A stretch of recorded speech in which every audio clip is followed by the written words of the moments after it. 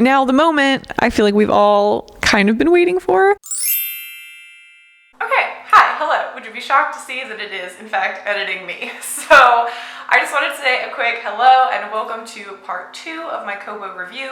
I decided to split the original Kobo review video into 2 parts. So this is part 2. It is like exclusively about the library stuff and the library integration, how I feel about all of that and how it like works somewhat. And the first part is the general review of the Kobo, what I think of it as a reading device or even an alternative to the Kindle. So go watch that if you haven't seen that already, and welcome to part 2. If you are a library user, but you are not as excessive as me, as in the annotations don't matter too much to you, or the workarounds that I mention feel viable to you, that I will be mentioning if those workarounds feel viable to you, and if you're like a one library user, then the Kobo is still going to be a good device for you. But if you are an excessive library user like me, like you have multiple libraries, you're super interested in the annotation features, and you are getting tons and tons of books from the library, then I don't know that you're going to love the Kobo. So let's get into it. Okay, library integration time. Now, when I was looking at reviews for the Kobo, I think I said this earlier, so many people talked about how amazing the library integration is. A lot of people kind of like shit on Libby and the Kindle and being like, oh, you have to like click these buttons and do this process, and on the Kobo it's really seamless and you just get library books. On like a first glance, the library integration is actually really solid. I really like that Kobo has OverDrive automatically as a part of the Kobo like system. So you log into OverDrive from your Kobo directly, and then in like as a part of the Kobo shop and all of those things, you can actually go to your library catalog on the Kobo, look at books there, borrow books directly on the Kobo. You can even in the actual Kobo shop, you can click on the little like 3 dots next to the book, and one of the options will be to get it from your library or to place a hold on it if that's what you have to do. So in those terms, the library integration is really great. It's so cool that you can utilize the library so directly from your Kobo. If you're a one library user and annotations don't like matter as much to you, then yeah, that's the end of the video for you. Like that's it. That's like the perfect system, and it is really great. But what happens if you are a more intense library user like myself? Let's get into it. This is what like 90% of these notes are for, is this like library section. Starting with OverDrive. I want to point out that I do know for people who live internationally, apparently the Libby app doesn't work for international people. So for that really sucks. It is nice then, like the Kobo is kind of the better device in that way, because you can still use OverDrive and like get access to your library, and that is really awesome, and you know, that's all really wonderful. So a lot of this probably doesn't apply too much to international people because Libby isn't like a great option for you anyway. So in that Kobo versus Kindle fight, if you're an international library person, the Kobo is probably going to win for you. But if you live where the Libby app does work, OverDrive was recently bought out by Libby, and OverDrive is still usable. Like you can still use OverDrive on Kobo, but actually trying to log into your OverDrive account doesn't work anymore. At least I can't do it. Every time I try to go to an actual OverDrive app or the library or do anything in OverDrive, it's like takes me directly to Libby and is like, we use Libby now, please use Libby. And I'm like, I know, I use Libby. Before having a Kobo, I only ever used Libby. So I didn't like, I think I had an OverDrive account, but I didn't ever use it. I had like nothing logged into it or anything like that. So if you're someone like me who uses multiple libraries,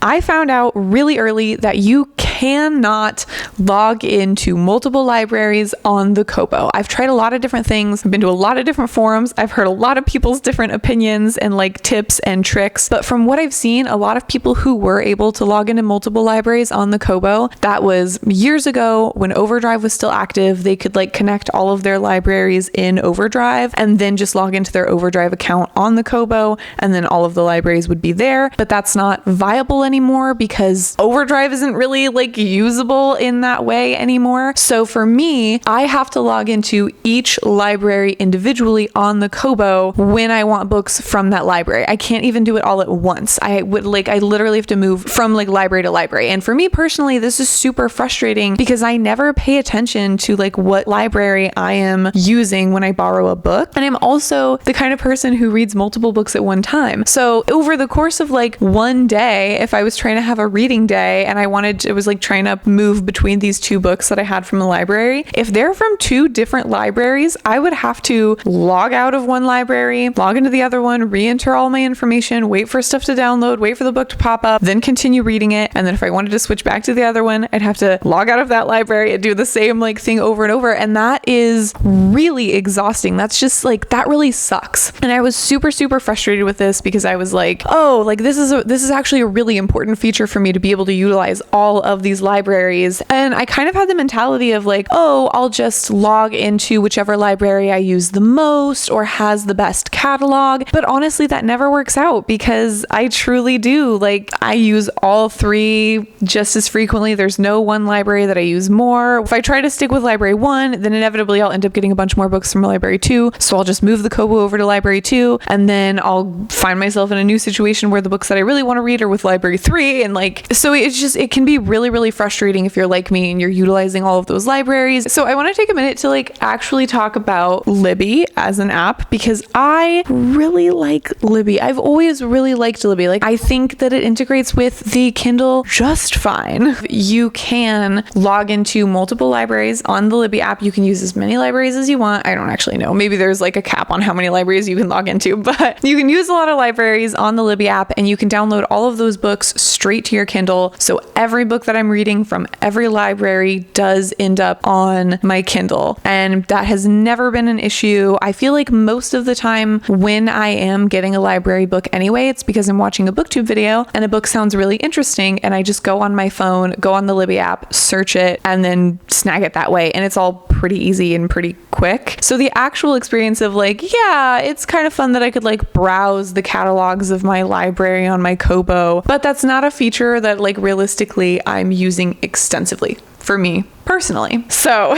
getting into the actual annotation of library books and why it sucks. Let's talk. Okay, so really quickly, I just want to point out that I use the term dead books to refer to any book that you get from the library and then is returned to the library, but the book still sits on your device. This happens with Kindle books as well. And then when you go to click on them, it'll be like, buy the book now, because you can't actually access it. It's not actually on your device anymore. These are actually super important to the Kobo process if you want to keep your library annotations. So I'm just letting you know there's probably a better term for them out there than like dead books. That's just like what I call them. So we're just gonna roll with it for this. Library annotations and how to lose them. When I first got the Kobo, like I said, I was really excited and I picked up a book from the library. I picked up Annibot and I annotated the whole thing and it was so great. I was like really excited about the really specific annotations that I had. They were so good. I was like annotating all these great things. Have all these great quotes set aside. I was really proud of the annotations I had made for that book and I was really excited about it and I really loved the book. After I got Annibot, read it, returned it to the library, and I think I even deleted the dead book because I do this on my Kindle. I don't like these books just sitting around because, for reference, since 2020, I have borrowed 606 ebooks from the library. So if I were to leave every single one of those dead books on my library, I would have over 600 books, on my e-reader that I couldn't actually ever access. And that would be really annoying. It would feel really crowded and it would drive me like crazy personally. I would not want those dead books just like sitting on my Kindle doing nothing or on my Kobo doing nothing. And when you borrow books on the Kindle and you annotate them and you return them to the library, the annotations stay. You can re-borrow that book from the library, from any library. Those annotations will still be there. I could borrow it 10 years from now. Those annotations will still be there. I could purchase it from the Amazon website and those annotations you guessed it, will still be there. I assumed that it would work the exact same way on the Kobo. Like, I don't know why it wouldn't. I don't know why it doesn't. It's so, well, I do now. But at the time, I was like, I don't understand. This is so infuriating. So I did all those steps, deleted the dead book. And then I was like, I think it was even maybe a couple days later. Like, it wasn't so immediately. I was like, I really loved Annibot, and I'm so excited about all those annotations. And so I think I'm just going to buy the book because I was just really excited about it. And I wanted to like actually film a review of it. And I had saved so many quotes for that specific purpose. So then I bought the book and all of the annotations were gone. And I was alight with fury. I was so angry and I was so disappointed. I was like, I don't understand. It seems like the simplest of things to figure out that you would want to keep your annotations from a library book. Like, I was so angry. I can't express to you how angry I was. I literally stopped using the Kobo after that for like a couple of months. I didn't pick it up again. I was like, what the fuck is the point? This is so stupid. It's the whole reason I bought it, so that I could annotate library books. Like, I was enraged. So, okay, after I had that fit and I got really mad and I didn't use the Kobo for a long time, I kind of eventually sort of cooled down and was like, okay, there's got to be something that I can do. I have the Kobo. I did really love the experience of reading on it. I loved everything about the Kobo. It's just this one thing, and surely there's something that I can do to like keep these annotations around. Like, there has to be something. So I started doing some digging and I started doing some playing around on the Kobo. Here's what I came up with. It's not that great. I realized that when you delete books, it gives you the option to delete the download or to like delete it permanently, which is really standard. It's the same way on the Kindle as well. With the Kindle, if you delete the book permanently, it's a super permanent delete. Like, it gets rid of it forever. If you want it again, you have to re-buy it. But I noticed on the Kobo, if you go to delete a book, you can remove the download or you can send it to the archive. And I was like, that's curious, like, what's the archive? So on the Kobo, instead of deleting books forever, you can just send them to an archive, which means you do have to go to like the desktop website, but you can actually retrieve archived books. And I was like, okay, that's really interesting.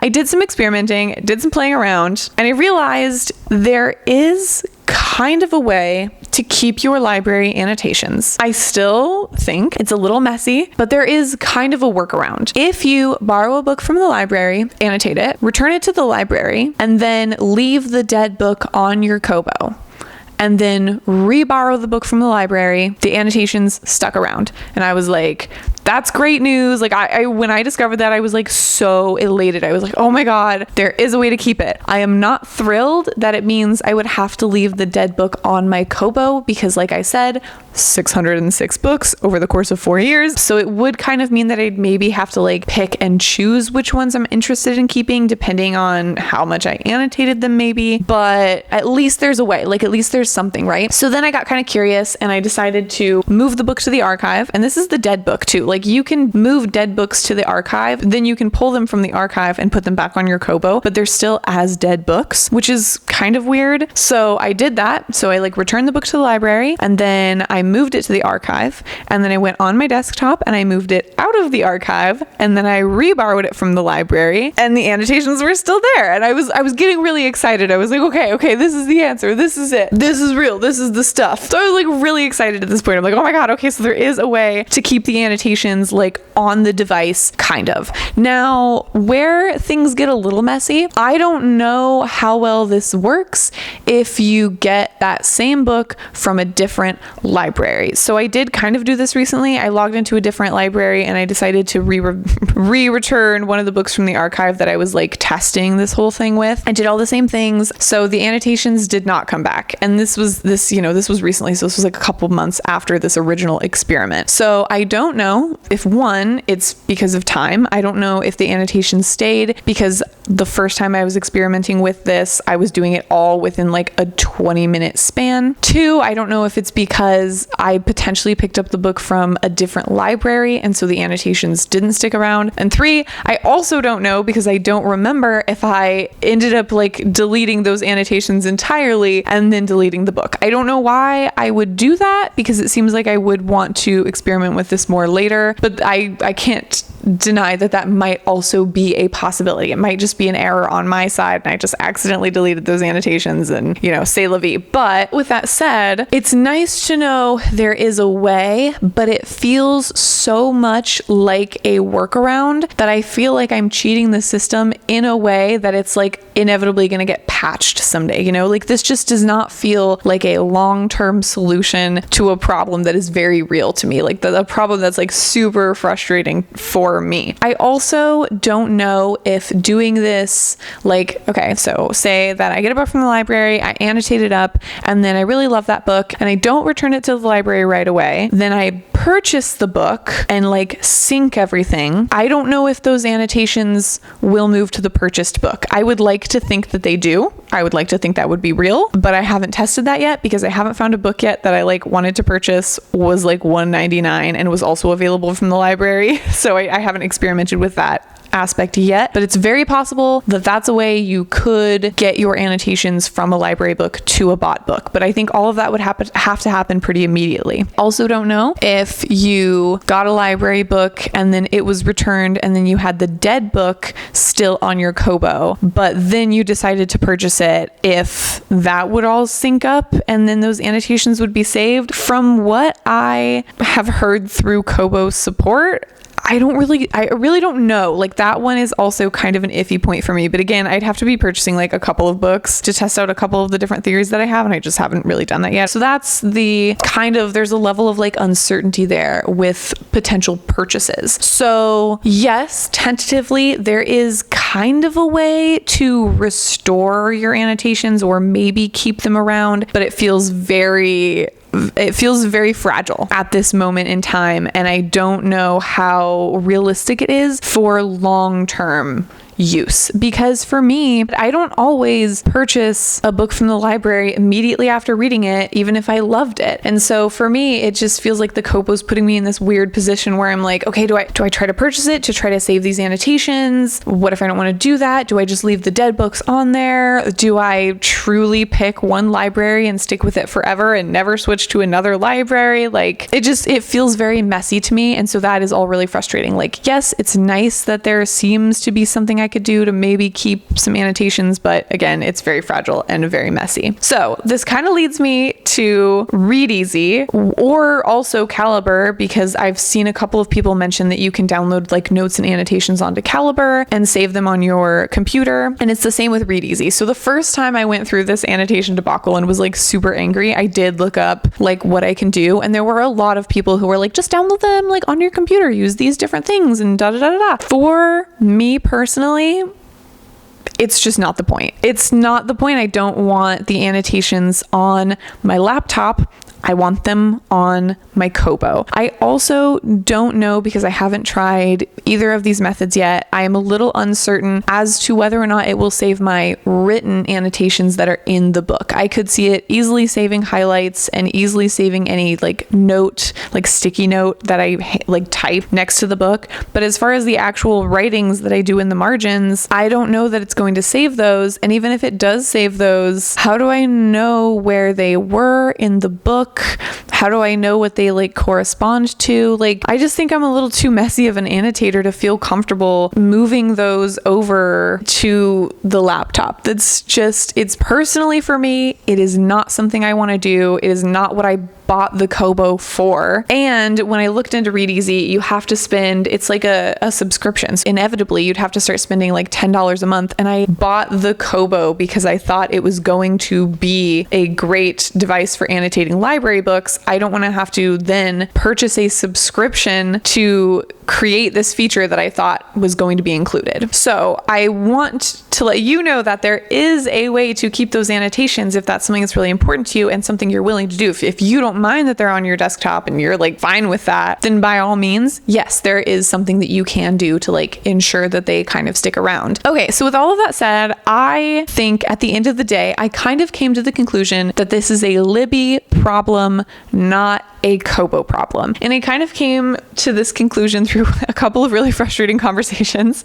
One, and unfortunately, I don't have any screenshots or anything from this conversation. I really wish I did, but I was at work one day and I've just been really invested in this. Like, how do I save my annotations? How do I log into multiple libraries? Like, I've just been like really invested in that for a few months now. So I actually just finally went to Kobo support and I chatted up a Kobo person. Here was, at the end of the day, that conversation. I think I probably frustrated that poor man a lot. I was trying to get a very like specific yes or no answer from him, and he kind of kept giving me this like, well, if you do blah, this and this and this, and so I was trying to get at, is there a way on my Kobo from the Kobo to save library book annotations? And he kept coming back to me with Read Easy. If you download Read Easy, or all of your annotations will stay on your Kobo as long as you don't delete the book. And I was like, well, it's a library book, so like inevitably it is going to leave my Kobo. And at this point I had also already done some of that experimenting, so I knew that like dead book annotations, like there's a way kind of around it, but I was like, I still don't like this method. There has to be something else I can do. And so I was like, okay, but if they're library books, they're going to be returned to the library. So then if I went and purchased that book, is there a way to keep the annotation? And he's like, well, if you use Read Easy, use this app. And then he sent me a bunch of like automated, all the information about Read Easy. And I was like, no. If I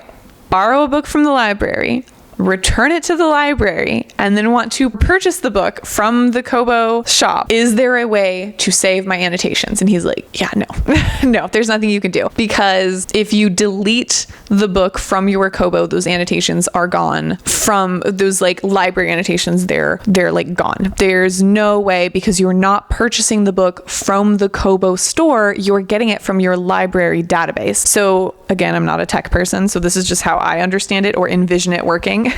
Because the book, the like file is coming from a completely different place. It's coming from the library, not the Kobo store. So whatever data is being saved, it's presumably being saved on the library side. But, and maybe we kind of saw that a little bit with like the return of the dead book and the annotations being there if you get it from the right library. But if you want to then actually purchase the book, it's saved on the library side, not the Kobo side. So the Kobo doesn't like it. That was essentially like what the man was saying to me. And so I was like, again, I was super confused. I was like, but on Libby it works and all this stuff. And then I started to think about how Libby works and how you borrow books from Libby. So when you borrow a book from the Libby app, you have the option to borrow it, and then you click Read with Kindle, and it actually takes you to the Amazon website, and you borrow the book from the Amazon website. So again, not a tech person, but the way I envision it is that Amazon recognizes this as a book that's coming from Amazon, and so it's saving that data like on the Amazon side. They don't see it as coming from a separate database, I guess. That's kind of what I was like, oh, okay, so that's why they're saving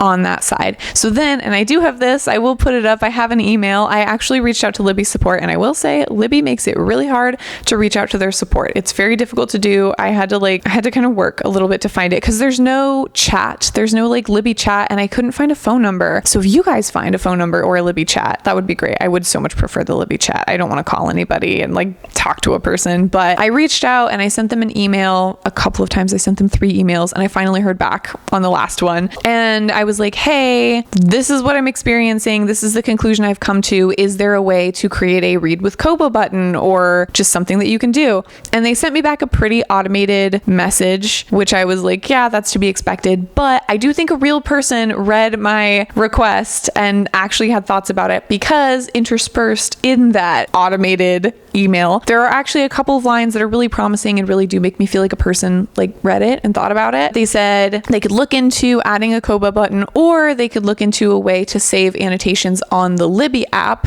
so that, when you get books, it's a little more like there's like somewhere that information is saved. And I was like, I love that too. Anything that makes me feel better about annotating on my Kobo and trying to save everything, that was really cool. And I did really appreciate that, but I also sent that months ago, and it's not like anything has happened. So I don't know if that's one of those things that they're like actually working on or interested in, or if that was just a very placating, like, that's a nice suggestion, it would be cool, but we're not going to do anything about it. It would be really cool if Libby did, but I don't know. Let me know in the comments down below if you also have any new and fun solutions for keeping those annotations on the Kobo. Like, let me know in the comments down below if I got something wrong. I do super apologize, but feel free to put it down there, and I will see you guys again soon with another video. I actually have a few filmed and I'm like editing them and trying to get them up, so we're gonna just like keep this thing rolling. But yeah, thank you guys so much for watching. Thank you guys for your support in the last video. Don't forget to like, subscribe, and again, let me know all of your thoughts. I can't wait to hear them. Bye.